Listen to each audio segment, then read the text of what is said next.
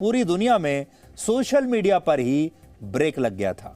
कल भारतीय समय के अनुसार रात 9:11 पर जिस समय डीएनए चल रहा था, उस समय दुनिया के 300 करोड़ लोगों की जिंदगियां एक तरीके से ठहर गई थी।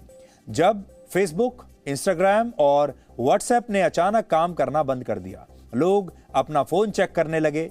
उन्हें लगा कि फोन में कोई खराबी आ गई है, इंटरनेट का कनेक्शन चेक करने लगे, लेकिन असल में व्हाट्सएप डाउन हो गया था। करीब 6 घंटे तक लोग ना तो फेसबुक और इंस्टाग्राम का इस्तेमाल कर पाए और ना ही व्हाट्सएप पर किसी को कोई मैसेज भेज पाए।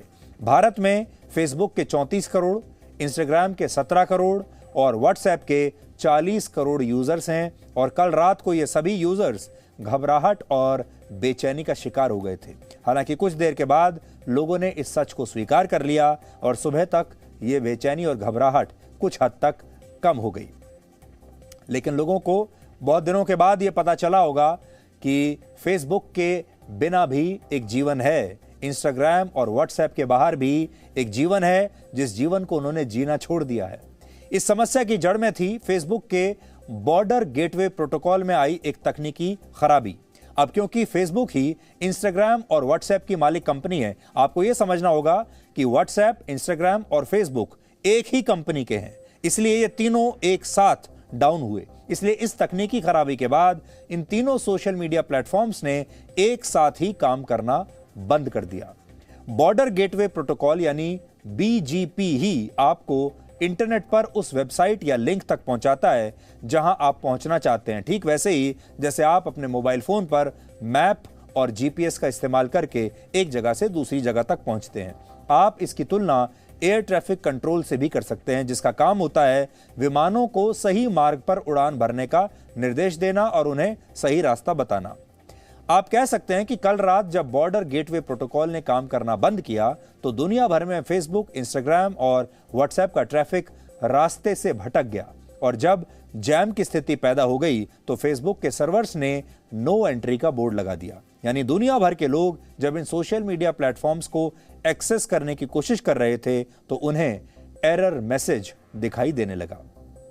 इसके बाद फेसबुक के इंजीनियर्स ने करीब 6 घंटे की मेहनत के बाद इस ट्रैफिक जैम को खुलवाया और इन तीनों सोशल मीडिया प्लेटफॉर्म्स ने एक बार फिर से काम करना शुरू कर दिया। लेकिन इस घटना ने यह भी साफ किया कि फेसबुक जैसी दुनिया की बड़ी बड़ी टेक्नोलॉजी कंपनियां भी कभी भी फेल हो सकती हैं। आप चाहे इन्हें कितना भी बड़ी कंपनियां माने, इनकी टेक्नोलॉजी को कितना भी जबरदस्त आधुनिक माने, लेकिन ये जो टेक्नोलॉजी हैं ये भी एक दिन रुक सकती हैं। हालांकि फेसबुक ने जी न्यूज को दिए अपने एक आधिकारिक बयान में बीजीपी में आई समस्या का जिक्र नहीं किया है। फेसबुक ने हमें यह बताया है कि उसके राउटर्स के कॉन्फ़िगरेशंस में बदलाव किया गया था, जिस वजह से यह समस्या पैदा हुई। फेसबुक ने इस दौरान किसी भी प्रकार के डेटा लीक से भी इनकार किया है, कहा है कि इस दौरान कोई डेटा लीक नहीं हुआ है। लेकिन ऐसा लगता है कि यह समस्या इतनी साधारण नहीं थी, क्योंकि वर्ष 2008 के बाद कल पहली बार ऐसा हुआ जब फेसबुक की सेवाएं इतनी बुरी तरह से और इतनी देर के लिए प्रभावित हुई। 2008 के बाद ऐसा हुआ है। इस समस्या की वजह से सिर्फ दुनिया के 300 करोड़ लोग ही परेशान नहीं हुए, बल्कि फेसबुक में काम करने वाले कर्मचारियों को भी समझ में नहीं आ रहा था कि वो अब क्या करें। फेसबुक का जो मुख्यालय है वो अमेरिका के कैलिफोर्निया के मेनलो पार्क में है।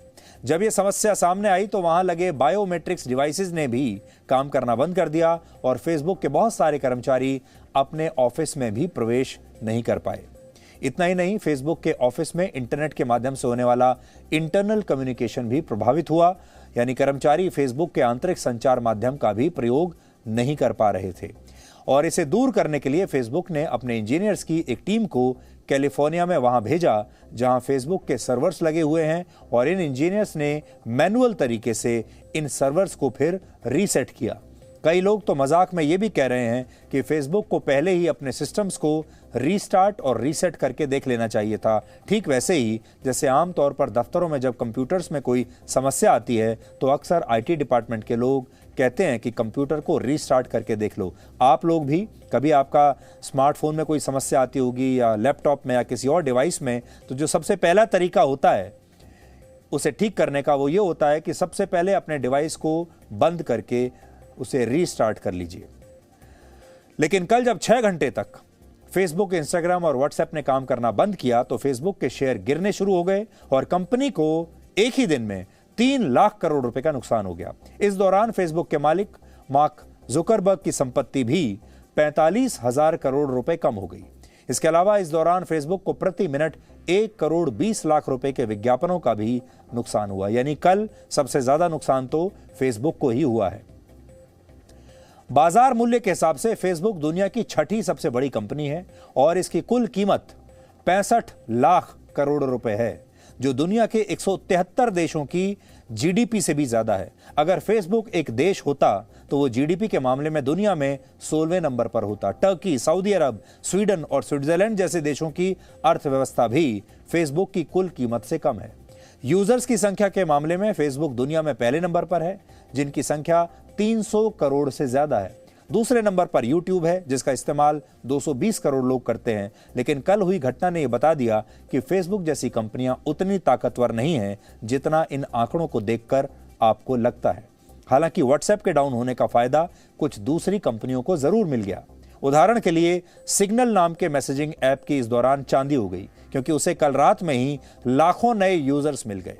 यानी जब व्हाट्सएप ने काम करना बंद कर दिया तो बहुत सारे लाखों लोग ऐसे थे जो सिग्नल पर चले गए।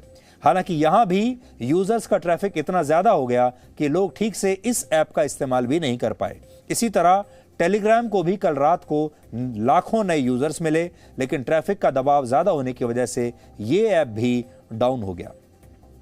यानी ये जो बाकी के जो ऐप्स हैं ये भी इतने सक्षम नहीं हैं कि इतने बड़े ट्रैफिक को ये लोग झेल सकें। हैरानी की बात यह है कि फेसबुक के फेल होने की चर्चा सबसे ज्यादा ट्विटर पर हो रही थी, लेकिन ज्यादा ट्रैफिक की वजह से दुनिया के कई इलाकों में ट्विटर ने भी कुछ देर के लिए काम करना बंद कर दिया था, क्योंकि एक बड़ा ट्रैफिक ट्विटर पर आ गया था। और ये सब कंपनियां कितनी कमजोर हैं ये आपने देख लिया। एक बड़ी कंपनी फेसबुक, उसने तो काम करना बंद कर दिया और बाकी के जो दूसरे ऐप्स हैं वो या तो स्लो हो गए या हैंग कर गए, इसलिए क्योंकि वो इतनी बड़ी क्षमता नहीं रखते कि इतने ट्रैफिक को झेल सके। इससे समझ में आता है कि दुनिया की बड़ी से बड़ी टेक्नोलॉजी कंपनी इतना दबाव भी झेलने के लिए तैयार नहीं है। और दूसरी बड़ी बात यह है कि आप में से बहुत सारे लोगों ने एक नया अनुभव किया होगा, और चाहे जबरदस्ती ही सही, आपको एक रात बिना फेसबुक के, बिना व्हाट्सएप के और बिना इंस्टाग्राम के बिताने का मौका मिला होगा। आमतौर पर अगर कोई आपको ये कहे कि आपको एक दिन सोशल मीडिया से व्रत लेना है तो आप शायद इसके लिए कभी तैयार नहीं होंगे, मानेंगे नहीं। लेकिन कल ये काम जबरदस्ती हो गया और आप में से बहुत सारे लोगों को ये लगा होगा कि फेसबुक बंद करने के बाद थोड़ी देर तो जरूर बेचैनी होती है, लेकिन धीरे धीरे मन को, दिल को, दिमाग को एक आराम सा आने लगता है और आपको लगा होगा कि आपको एक बहुत ही सुखद ब्रेक मिला है। फेसबुक को हर साल विज्ञापनों से ही 6,30,000 करोड़ रुपए की कमाई होती है। सोचिए, 6,30,000 करोड़ रुपए एक साल की कमाई सिर्फ विज्ञापन से। हाल ही में फेसबुक की एक पूर्व कर्मचारी ने एक अमेरिकी न्यूज चैनल पर इस बात का खुलासा किया है कि फेसबुक का एल्गोरिथम समाज के अलग अलग वर्गों के बीच एक खाई पैदा कर रहा है। फेसबुक की वजह से लोग एक दूसरे से नफरत करने लगते हैं और कई बार तो इससे दंगों जैसी घटनाएं भी हो जाती हैं।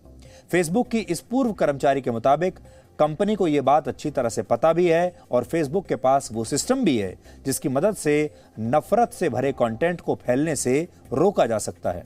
पिछले साल अमेरिका में हुए चुनाव के दौरान फेसबुक ने इस टेक्नोलॉजी का इस्तेमाल किया भी था, लेकिन इससे फेसबुक के विज्ञापन कम हो गए और इसलिए चुनाव खत्म होते ही इस सिस्टम को बंद कर दिया गया। भारत समेत पूरी दुनिया में आज जहां भी हिंसा भड़कती है, दंगे होते हैं, लोग एक दूसरे के खिलाफ नफरत फैलाते हैं या सरकारों के खिलाफ प्रदर्शन होते हैं, उनमें से ज्यादातर की शुरुआत फेसबुक और व्हाट्सएप जैसे सोशल मीडिया प्लेटफॉर्म से ही होती है। यानी ये सोशल मीडिया प्लेटफॉर्म्स एक दोधारी तलवार की तरह हैं जो आप तक सही जानकारी भी पहुंचाते हैं, लेकिन कई बार नकली फेक न्यूज़ पहुंचाकर आपकी जान भी खतरे में डाल सकते हैं। ये बहुत खतरनाक हथियार है। Presenting B News app, available on Google Play and App Store. Download it now.